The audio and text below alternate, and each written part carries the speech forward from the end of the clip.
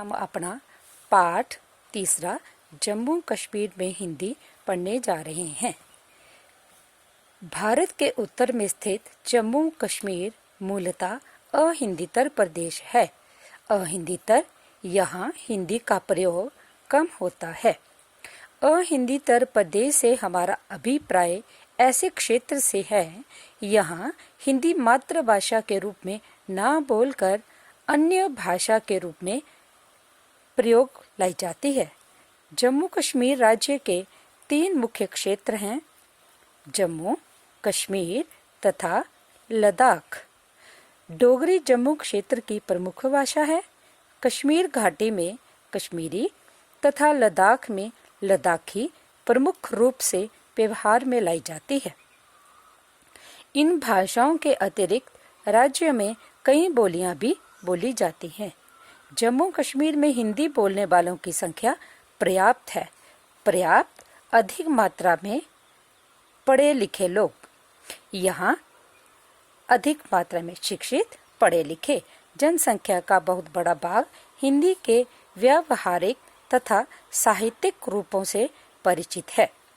जम्मू कश्मीर राज्य और हिंदी क्षेत्र के बीच प्राचीन काल से ही सामाजिक, आर्थिक तथा सांस्कृतिक संबंध रहे हैं।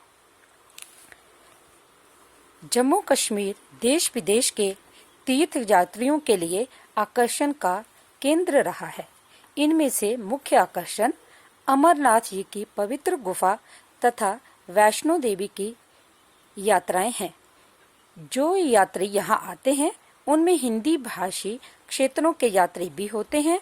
आदान प्रदान की प्रक्रिया में यहाँ हिंदी धीरे धीरे जड़ें पकड़ती गई। जम्मू कश्मीर में हिंदी भाषा का प्रचार माने फैलना, प्रचार यहाँ एक और साधुओं, पर्यटकों आदि के द्वारा हुआ, वहीं दूसरी ओर भक्त कवियों जैसे सूर, तुलसी, मीरा, कबीर आदि के दोहों तथा पदों ने इनमें योगदान दिया। इन कवियों के कई दोहे व पद सुगम माने आसान तथा गेय होता है गाने के रूप में होने के कारण धीरे धीरे लोकप्रिय हुए तथा हिंदी का संस्कार जड़ पकड़ता गया। जम्मू कश्मीर में बसने वाले लोग अपनी रोजी रोटी के लिए शीतकाल, सर्दियों में राज्य से बाहर काम की खोज में जाते रहे हैं। इन लोगों की वहाँ के लोगों के साथ बोलचाल तथा सहयोग की भाषा हिंदी रही है। संसार की भाषाओं को हम कई परिवारों में बांटते हैं, जैसे भारोपीय परिवार, कन्नड़ परिवार, चीनी परिवार आदि। जम्मू कश्मीर में बोले जाने वाली भाषाओं तथा बोलियों का संबंध मुख्य रूप से भारोपीय परिवार की एक शाखा से है। यह शाखा भारतीय आर्य शाखा नाम से जानी जाती है। लद्दाख में बोली जाने वाली मुख्य भाषा लद्दाखी का संबंध भाषाओं के एक अन्य परिवार से है। इसे चीनी परिवार कहते हैं। इसकी एक शाखा तिब्बती बर्मी है। लद्दाखी इसी भाषा के अंतर्गत आती है। हिंदी जम्मू कश्मीर राज्य में कई शताब्दियों से है। यद्यपि सही तिथि बताना कठिन है, लेकिन मध्यकालीन भक्ति आंदोलन ने संपूर्ण भारत को प्रभावित किया। कश्मीर की एक संत कवियत्री रूप भवानी का नाम लिया जा सकता है। कश्मीर के एक और भक्त कवि परमानंद ने अपनी कई कश्मीरी रचनाओं में हिंदी के कुछ अंश जोड़ दिए।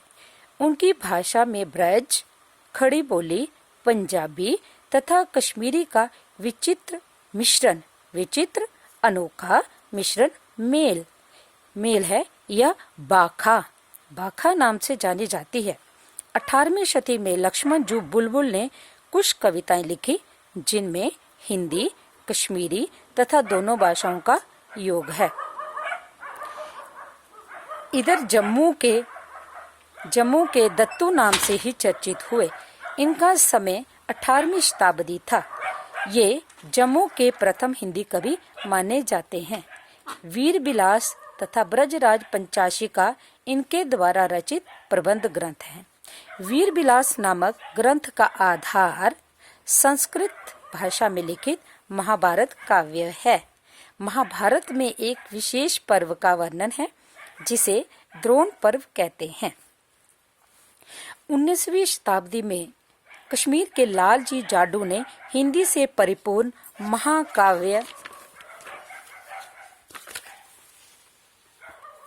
महाकाव्य लिखा जो पर्याप्त साहित्यिक योग्यता का प्रमाण देता है। महाराजा रणवीर सिंह जिनका समय 1857 से 1865 ईस्वी के समय में हिंदी को सरकारी संरक्षण मिला। रणवीर समाचार पाक्षिक हिंदी समाचार पत्र निकालने का श्रेय उन्हीं को है। रणवीर सिंह के दरबारी लेखक नीलकंठ ने रणवीर प्रकाश नामक हिंदी पद्य में ग्रंथ लिखा। रणवीर सिंह के निधन पर हिंदी में शोक गीत मरसिया रचा गया। महाराजा रणवीर सिंह के उत्तराधिकारी महाराजा प्रताप सिंह ने उर्दू को सरकारी भाषा और फारसी को न्यायालय की भाषा बना दिया। प्रसिद्ध कश्मीरी रहस्यवादी संत कवि पंडित जिंदा कौल मास्टर जी ने 1941 में पत्र पुष्प नामक पुस्तक में 5 हिंदी कविताएं प्रकाशित कराई। जम्मू कश्मीर में हिंदी के प्रचार प्रसार के लिए कई स्वतंत्र संगठनों ने भी काम किया। स्वतंत्रता से पहले कश्मीर में आर्य समाज, सनातन धर्म समाज, महावीर दल त्रिक, श्री राम त्रिक आश्रम, श्री अलकेश्वरी सभा ट्रस्ट, हिंदी परिषद, हिंदी संस्कृत साहित्य मंडल, हिंदी साहित्य सम्मेलन जैसी सामाजिक, सांस्कृतिक और साहित्यिक संगठनों ने हिंदी की विभिन्न परीक्षाओं के लिए छात्र व छात्राओं को तैयार किया। इसी समय मास्टर दयाराम नामक एक हिंदी प्रेमी ने जम्मू में एक विद्यापीठ खोला। विद्यालय यहाँ हिंदी के छात्रों को विभिन्न परीक्षाओं के लिए तैयार किया जाता था। उसके समय के उपरांत कश्यप नामक पत्रिका ने कश्मीर में हिंदी के विकास में बड़ा योगदान दिया तथा हिंदी के कई साहित्यकारों को प्रकाश में लाया। स्वतंत्रता प्राप्ति के बाद राज्य में प्रचार प्रसार तथा विकास द्रुत गति तेजी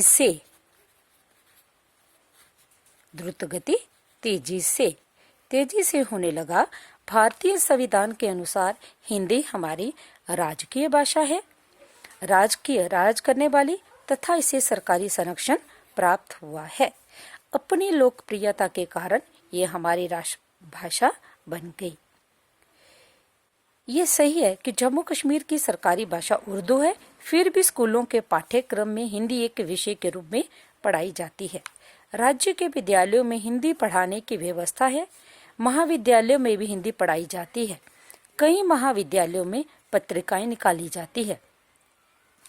इनके हिंदी अनुभागों में छात्रों को अपनी रचनाएं प्रकाशित करने का अवसर मिलता है।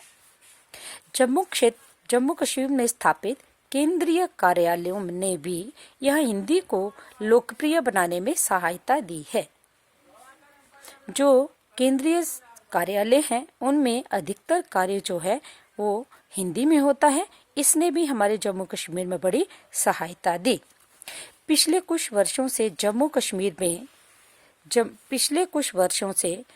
कश्मीर में साहित्यकारों का एक बड़ा वर्ग कैटेगरी उभरकर सामने आया है जिसे हिंदी में अपनी रचनाएं लिखी।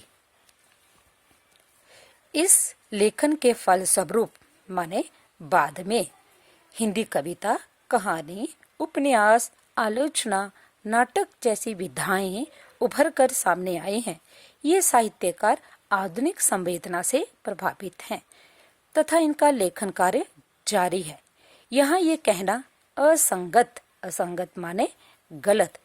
यहाँ पर ये कहना गलत ना होगा कि जम्मू कश्मीर में सिनेमा, दूरदर्शन, रेडियो आदि के द्वारा राज्य में हिंदी का प्रचार प्रसार तेज गति से हुआ। हिंदी चलचित्र लोग चाप से देखते हैं, चाप माने शौक से। शिराजा, योजना, बित्सता, नीलजा, हिमानी जैसी पत्रिकाएं मैगजीन्स जो जम्मू कश्मीर से प्रिंट होती हैं, प्रकाशित होती हैं, यहाँ हिंदी लेखन को प्रकाशित करने में आजकल सक्रिय शामिल हुई हैं, काम करने में लगी हुई हैं।